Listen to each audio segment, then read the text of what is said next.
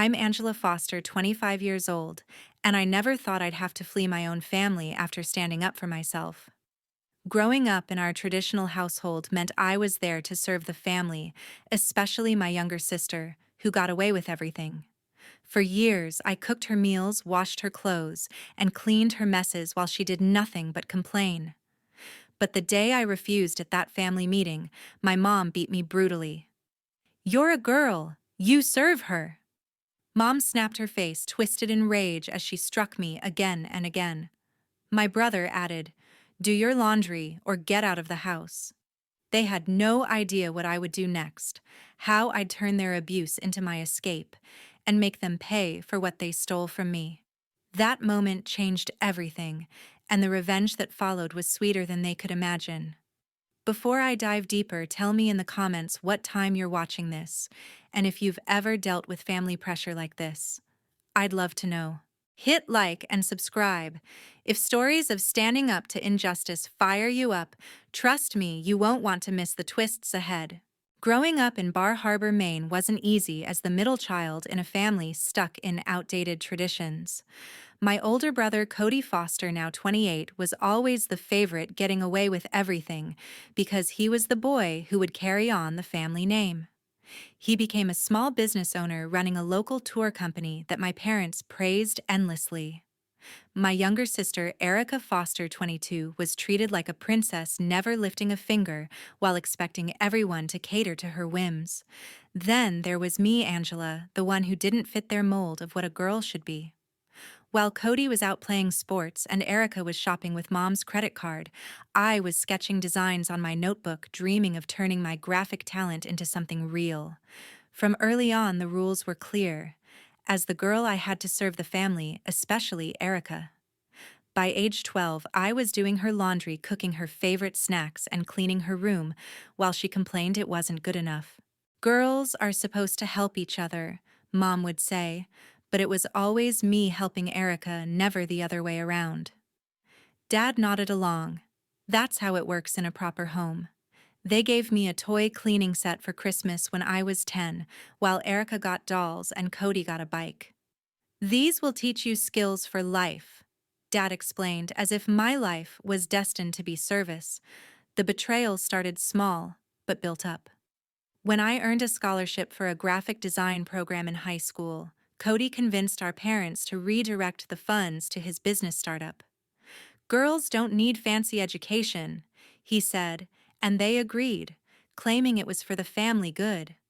I lost that chance, and he used the money to buy equipment for his tours, never mentioning it again. Erica was worse. She stole my design portfolio when I was pitching to local clients, claiming the work as hers, to land a freelance gig that blocked my opportunities. She spread rumors to potential employers that I was unstable and unreliable, just to keep me from succeeding. Our parents knew, but did nothing, saying, "Sisters share everything." They created this narrative that I was the family servant destined to support Erica because that's what girls do. Those actions fueled my secret drive. I started freelancing graphic design online, hiding my earnings in a separate account, building a portfolio they never saw. Every rejection from a client, every time Erica took credit for my ideas, added to my resolve, but I played along, serving them while planning my way out. Those betrayals weren't just hurts, they were the spark that made me realize I had to turn their game against them, and soon, I'd be ready to expose everything. Leaving Bar Harbor with just $200 and my sketchpad, I threw myself into graphic design. The early days were tough, rejected portfolios, freelance gigs that paid pennies, and nights working from a tiny apartment I shared with strangers. But I pushed through, fueled by the betrayals that made me determined to prove them wrong. 3 years ago, my breakthrough came when I landed a major contract designing logos for a startup chain. My work went viral, leading to more clients and a steady income that grew to six figures. I kept it all hidden from my family, living simply with an old car and basic clothes, letting them think I was still struggling. When Cody asked if I needed money for rent, or Erica offered her hand-me-downs, I just thanked them and changed the subject. It was easier than explaining how their sabotage had only made me stronger. 4 weeks ago, a call pulled me back. Mom's arthritis had worsened and Dad's pension wasn't enough for her treatments. Cody called a family meeting to discuss care costs and dividing the family assets, the small tour business they ran. He assumed I'd get the tiniest share, if any. What he didn't know was that I'd been buying anonymous shares in the business over the years, owning 40%. They also needed my signature to finalize a trust revision and property transfer plans they'd made to cut me out completely. The night before heading home, I overheard them on a call with our cousins laughing about how I'd never contribute anything real, and how they could forge my name if I resisted. I recorded it, all, my blood boiling. My friend Stacy, who helped with my designs, connected me to an investigator who uncovered proof of the stolen college fund and Erica's plagiarism. As I drove to Bar Harbor dressed in plain clothes to play their game, I wasn't just going to a meeting. I was walking into their trap with the tools to turn it against them. That recording and the investigator's report were my leverage, and tomorrow I'd make them regret every bit of it. The drive from the airport to my parents' colonial house in Bar Harbor felt like stepping back into a cage. I parked my beat-up sedan, grabbed my worn duffel bag, and adjusted my thrift store jacket chosen to fit their image of me as the family failure. My brother opened the door, his smug grin as sharp as ever. "Finally made it," he said, eyeing my outfit. "What, no Uber 2 broke for that?" I forced a tight smile. "Good to see you too," and stepped inside, my heart pounding with the weight of what I was about to do. Mom hugged me, her grip weak from arthritis, but her voice carried that familiar pity. "You look worn out, sweetheart." "Still managing okay," Dad, sitting in his recliner, added. "Hope you didn't drain your savings for the trip." Their words stung, assuming I was barely scraping by. My sister breezed in later, her designer purse swinging, tossing me a fake smile. At dinner, she handed out gifts: a new phone case for Dad, a fancy scarf for Mom, a sleek pen for my brother. For me, a $10 gift card to a budget store. "Maybe you can get something nice for once," she said, her tone dripping with condescension. "Thanks, Erica," I replied, pocketing it, my jaw tight. Over grilled salmon and wine, they turned to Mom and Dad's care costs and the family assets, the tour business, and what little inheritance remained. My brother laid out their plan: sell the business, split the proceeds, and give me just enough to get by since I couldn't afford much. My sister nodded. "We're being fair, Angela. You can't handle more than that." I stayed quiet, spotting a folder on the counter: legal papers for the business sale and trust changes needing my signature to cut me out. Later, I overheard them in the den whispering to our uncle on speakerphone, laughing about how I'd never amount to anything and how forging my name would be easy. I slipped my phone out, hit record, and captured every smug word. My blood boiled, but I kept my cool. Stacy had texted me earlier. The investigator's report was ready, detailing Cody's theft of my college fund and Erica's plagiarism. I sent a quick message to my lawyer: prep the documents for tomorrow. They thought they had me cornered, but I was setting them up for a reckoning they'd never see coming. The morning of the family meeting, the living room felt like a courtroom. My brother Cody stood by his laptop, flipping through slides about Mom and Dad's care costs and the family tour business sale. His polished demeanor screamed control, while my sister Erica lounged on the couch, scrolling her phone with a smirk. Mom sat stiffly, her hands clenched, and Dad stared at his coffee, avoiding my eyes. I took a wobbly chair in the corner, clutching my cheap purse, playing the broke sister they expected. Cody started, his voice dripping superiority. "We've worked out the numbers for Mom's treatments and the asset split," he said, pointing to a slide. "Erica and I will cover most of it. Angela, we know you're tight on cash. Maybe a couple $100 a month if you can manage." Erica looked up, her eyes gleaming. "You're a girl. You serve her," she mocked, mimicking Mom's tone from years ago. "Don't stress, Angela. Just keep doing my laundry and we'll call it even." Cody chuckled and Mom nodded slightly, as if it made sense. My pulse hammered, but I kept my face blank, slipping my phone from my purse to check the lawyer's text documents ready. Trust frozen. I leaned back, letting their words stoke my fire. "I'll think about it," I said quietly, my mind locked on what was coming. They shifted to the business sale and trust revision. "We need your signature here," Cody said, sliding a folder toward me.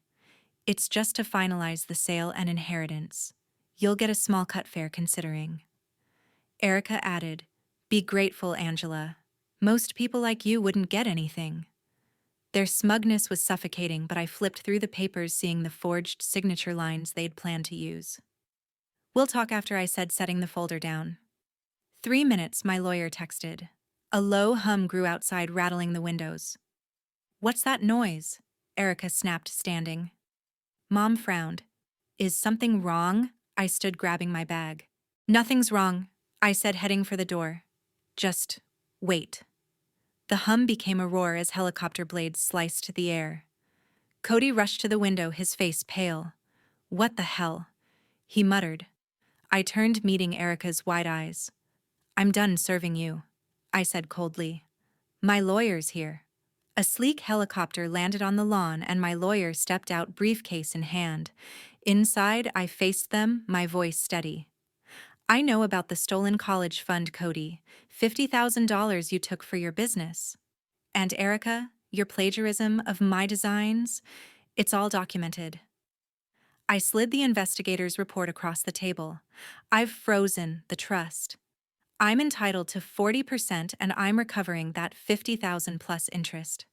Cody, your business is now my collateral. Erica, your clients know you stole my work." Mom's face crumpled, her voice shrill. "We'll cut you off completely, Angela. You can't do this." Cody added, "Do your laundry or get out of the house." I smiled thinly, tossing another document. "Too late. I've already filed for legal action. You don't control anything anymore." Their jaws dropped, the room dead silent. Erica stammered, "You're bluffing." Cody lunged for the papers, his hands shaking. Mom clutched her chair, tears streaming, but I felt no pity. "You thought I'd stay your servant," I said. "But I'm done. I'm leaving, and you'll face the consequences." I walked out, lawyer by my side, as they begged me to stop. Their world was collapsing, and I was just getting started.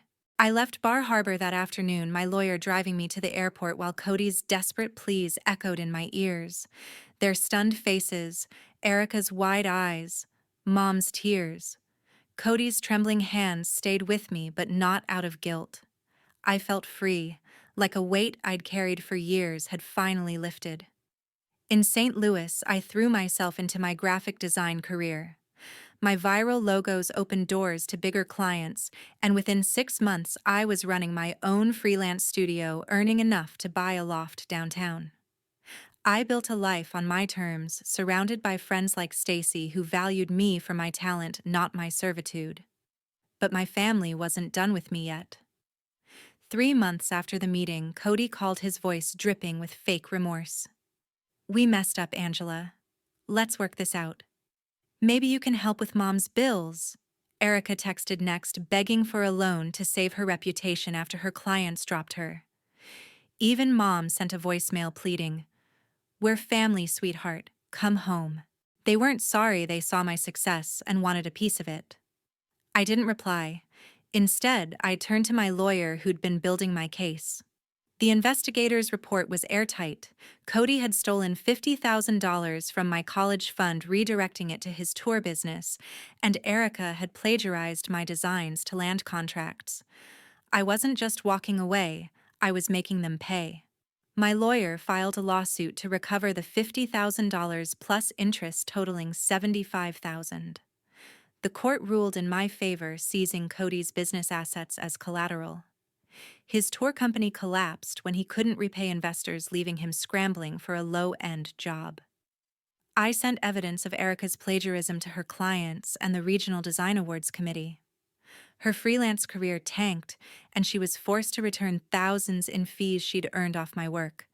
I didn't stop there. When the family home went into foreclosure, part of their scheme to sell it cheap and cut me out, I bought it at auction for pennies on the dollar.